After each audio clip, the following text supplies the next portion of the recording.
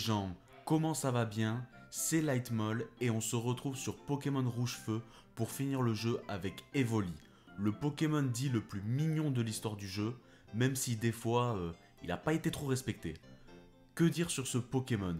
De base, c'était censé être un starter, donc il en a les stats, mais le comble, c'est qu'il peut évoluer en plein de formes différentes, mais dans sa forme de base, son move pool est très limité, et on voit déjà sur quel combat on risque de bien en chier. Pour les règles de ce challenge, on reste sur du classique. Les objets en combat sont interdits, les C-esclaves sont autorisés mais ne combattent pas, on finit le jeu avec uniquement un Evoli, on s'abonne si la vidéo nous a plu. Ah désolé, ça c'est mon côté un peu michto qui revient. Maintenant que tout est dit, on peut commencer l'aventure. Je passe le début d'aventure où je bats mon rival grâce à des charges stabées et où je traverse Jadiel et j'arrive à la forêt de Jade où je rencontre un scout qui me met KO 3 fois à cause de 3 empoisonnements. Scout Alfred, je te rajoute dans ma liste noire. Et j'arrive à Argenta où je me fais souiller quelques fois par Pierre avant de trouver la technique ultime. Lancer du sable plus frotter notre queue et on met Pierre à genoux. Et voilà, on a notre premier badge. En partant, je fais peur à des jeunes qui font les statues avant d'arriver à une grotte où je vole un caillou parce que je suis un voyou. J'arrive à Azuria et je croise Hubert qui nous affronte et combat grâce à nos vives attaques.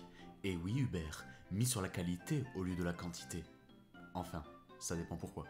Et on arrive chez un homme déguisé en Pokémon qui me demande de le retransformer en humain. Merci de m'avoir aidé mec. De rien, mais pourquoi tu étais déguisé en Pokémon? Avoue que tu voulais savoir ce que c'était d'avoir une Pokéboule. Ouais mec, en Mélofée c'était le feu, mais en Flagados j'avais trop mal à la... Pour me remotiver après ces révélations traumatisantes, je décide d'aller au resto de fruits de mer le plus proche, me faire quelques étoiles de mer, et voilà, le deuxième badge est dans la poche. En sortant, je décide de poursuivre un voleur qui a volé une CT pour revoler cette CT qui a été précédemment volée par ce même voleur. Et ensuite, je pars à Carmin-sur-Mer faire un petit tour en bateau, mais vu que le bateau bouge pas, je pars en tirer 2 mots au capitaine. Mais je croise Hubert qui me dit qu'il lui a mis de la bouffe périmée dans son assiette. Donc, je lui mets une bonne mine pour lui apprendre le respect, et je pars voir le capitaine qui est en train de vomir ses tripes. Bon, capitaine, je pars emmener cette poubelle dans la décharge, mais surtout, ne partez pas sans moi. Ok, pas de problème. Petite pute. Mais vu que j'ai l'air débile avec cette poubelle, je pars la jeter dans la décharge, mais un grand militaire me dit que c'est une arène. Eh ben, fallait deviner. Et on le bat grâce à tunnel et force cachée. Et voilà, le troisième badge est dans la poche. En sortant de la déchetterie, je décide d'aller à la parfumerie de Céladopol. Mais pour ça, je dois traverser une grotte sombre, mais la lumière est là pour me guider. Et je passe à l'ouest de l'avant-ville pour arriver au péage de Céladopol, où on trouve l'excuse la plus bidon jamais inventée par des développeurs pour nous empêcher de passer. Ouais, à ce stade-là, y a tout qui passe. Donc, on passe par des souterrains qui font 2 km de long pour arriver juste à côté du péage. Fallait me dire qu'on était en Corse. Mais on arrive enfin à la parfumerie et la patronne me propose un parfum à l'acide, aux lianes et à la rafflesia. Son parfum est nauséabond. La rafflesia dégage une odeur de putréfaction, de viande faisandée, difficilement supportable pour l'odorat humain, et qui lui a valu le surnom de fleur cadavre. Ouais, ça donne envie, mais non merci, c'est gentil. Et voilà, le quatrième badge est dans la poche. En sortant, je tombe sur un poster qui ouvre le chemin vers un organisme international de criminalité visant à capturer l'intégralité des organismes vivants, excepté les humains. Mais vu que j'ai que 10 ans, je comprends rien. Et je décide de demander au patron, mais comme tout le monde dans Pokémon, il veut qu'on se foute sur la gueule. Et il récompense ma victoire par des lunettes qui permettent de voir les fantômes. Donc, on part dans le cimetière le plus proche, on bat Hubert pour la 4e fois, on bat les Pokémon Spectre à coups de bite, et bite c'est morsure en anglais, hein.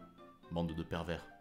Mais pour le dernier fantôme, là par contre, toutes les attaques y passent, et je parle pas que de bite.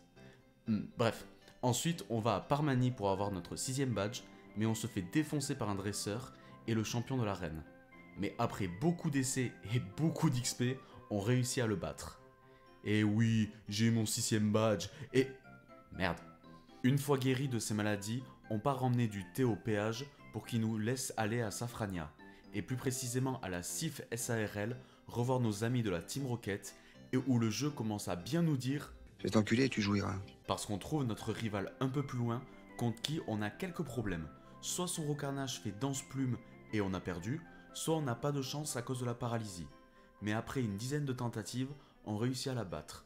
Mais le combat qui nous a bien fait grincer des dents est celui contre Giovanni. Parce que si on est touché par le point poison de Nidorino, on est mort. Le point poison de Nidoqueen, on est mort. Le jeu d'acteur de Kev Adams, il est mort. Un bluff ou si on a trop peu de vie face au Kangourex, et on est mort. Donc après des longues heures d'essai, il suffit juste de voir la différence de niveau de Michel entre ce combat et celui contre Hubert, et vous verrez tout de suite combien de temps ça m'a pris. On réussit enfin à battre Giovanni. Pour évacuer ces longues heures d'agonie, je décide d'aller voir le psy qui me propose de me soulager avec un combat facile. One shot, one shot, one shot, et voilà, merci beaucoup, le 6ème badge est dans la poche. En sortant, je repars à Parmanie, et plus précisément au Parc Safari, récupérer la 16 Surf, et une dent en or, que je donne au gardien qui sans elle ne peut pas bien parler, et en échange, il me donne la 16 Force. Alors d'abord, pourquoi Joe Star est dans Pokémon, et depuis quand on a une dent qui tombe, ça empêche de parler? Ça doit être la même personne que pour le péage. Je repars au sud et je surfe jusqu'aux îles Écumes que je passe toujours aussi rapidement grâce à mon meilleur ami. Et oh, un challenge c'est déjà assez long comme ça, je vais pas en plus m'embêter avec les labyrinthes. Ce qui me permet d'arriver à Cramoisil, mais on se rend compte que l'arène est fermée. Bon ben, à la 1, à la 2 et à la 3. Et voilà, un bon coup de tête, ça résout tout. Et on peut enfin affronter Auguste, et on peut dire que ça va être chaud. Surtout qu'aujourd'hui, je pète le feu. Il a qu'à aller brûler... Et putain mais ta gueule! Non mais je vais t'apprendre la politesse. Donc je disais, va brûler en enfer. Et voilà, le 7ème badge est dans la poche. Maintenant, vous savez ce qui m'attend. Je repars à Jadiel affronter l'équipe la plus puissante de Giovanni. Il commence par m'envoyer son rhinocorne, et les problèmes commencent. S'il fait grimace, j'ai perdu. Mais cette fois, il fait séisme, ce qui me permet après un retour de le finir avec queue de fer. Ensuite, pour son Nidoqueen, 2 retours suffit à la mettre KO. Il suffit juste de prier pour que le point poison ne s'active pas. Tout comme Nidoking, contre qui on va commencer par une vive attaque avant de l'achmer avec retour. Sinon, un retour le mettrait dans le rouge, ce qui permettra à Giovanni de le soigner, et donc j'aurai besoin d'une attaque en plus, ce qui augmente les chances d'activer le point poison. Pour Trio Piqueur, alors là, on n'en parle même pas. Un coup, un one shot, pouf! Et il finit par son rhinocorne, et à 50 PV, un séisme met KO. Mais on passe 2 tours inutiles, avec 2 queues de fer ratées et 2 grimaces de sa part. Et la grimace qui lui permettra de me dépasser et de me finir au prochain tour, il réussit à la rater.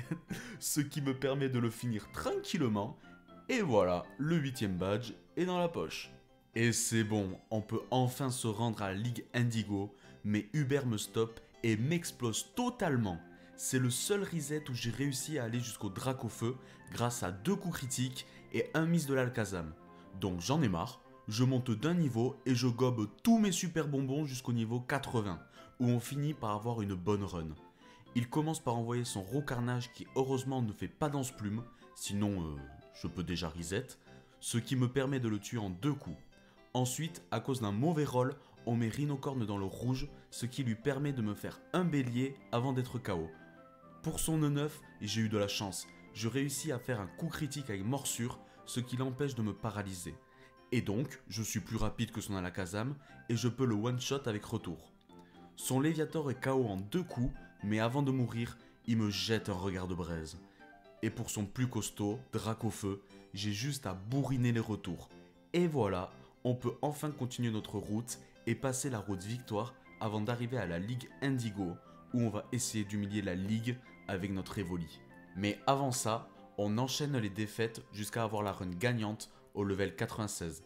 On commence par affronter Olga, qui ne va pas nous poser beaucoup de problèmes. On va juste enchaîner les attaques retour, sauf contre son Flagados, où on va utiliser Morsure pour avoir une chance de l'apeurer, et d'éviter de le taper sur le physique à cause de sa grosse défense. Si le flinch ne vient pas, il faut prier pour qu'il ne fasse pas bâillement. Et une fois passé, on bat l'eau classe tranquillement avec des retours, et on finit les poteaux avec morsure et un flinch bien placé. Même si après quelques essais, je me suis rendu compte que retour le one-shoté. Ensuite, on tombe sur Aldo, et c'est celui qui m'a le plus mis KO dans tout le conseil. mais à ce niveau, ce n'est plus un problème, car on peut battre ces Onix avec nos queues de fer, et surtout on a assez d'attaque et assez de vitesse pour mettre KO Tignon et Kikli sans qu'ils ne puissent rien faire. Et un bon coup critique sur le Maconieur me permet de le one-shot.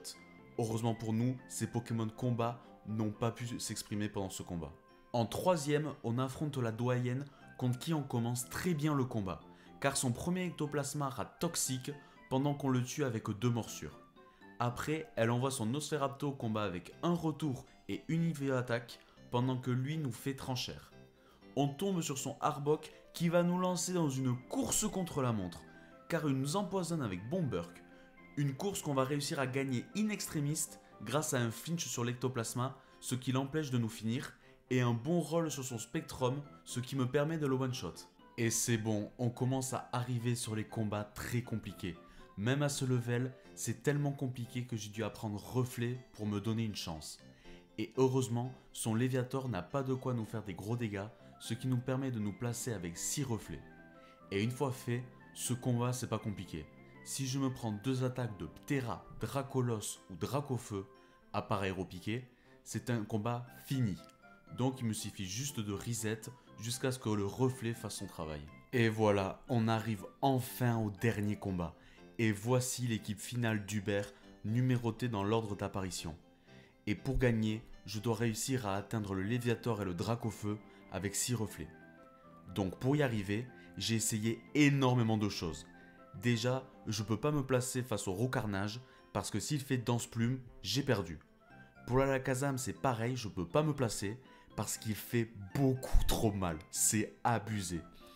J'ai essayé aussi face au Rhinophéros, mais c'est le même problème, il me fait beaucoup trop mal. Mais pendant la run, je me suis rendu compte que le noix de coco avait ni poudre toxique, ni parasport. Il avait juste poudre dodo, ce qui me permet de pouvoir me placer facilement face à lui, vu qu'il a des attaques qui me font pas très mal. Et après énormément d'essais, je réussis à avoir la run parfaite.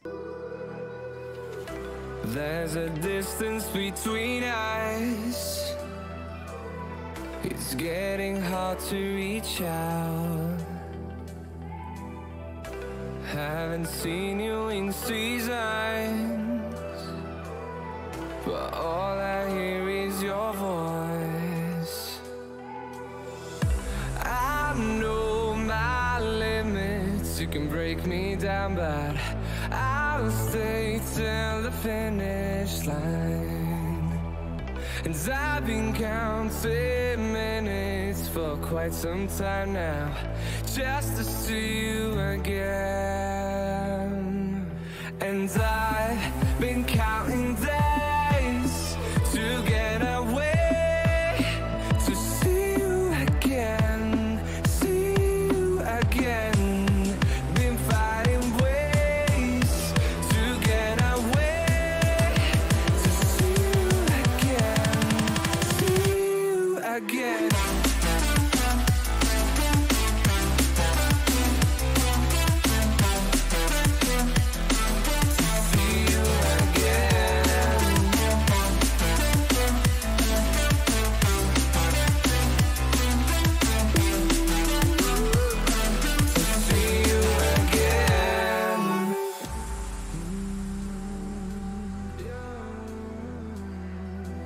Et voilà les gens, on est devenu maître de la ligue de Kanto en jouant uniquement un Evoli. Si la vidéo vous a plu, n'hésitez pas à vous abonner et à lâcher un like. Et surtout dites-moi dans les commentaires quel Pokémon vous voulez voir pour un prochain épisode. Allez, adios!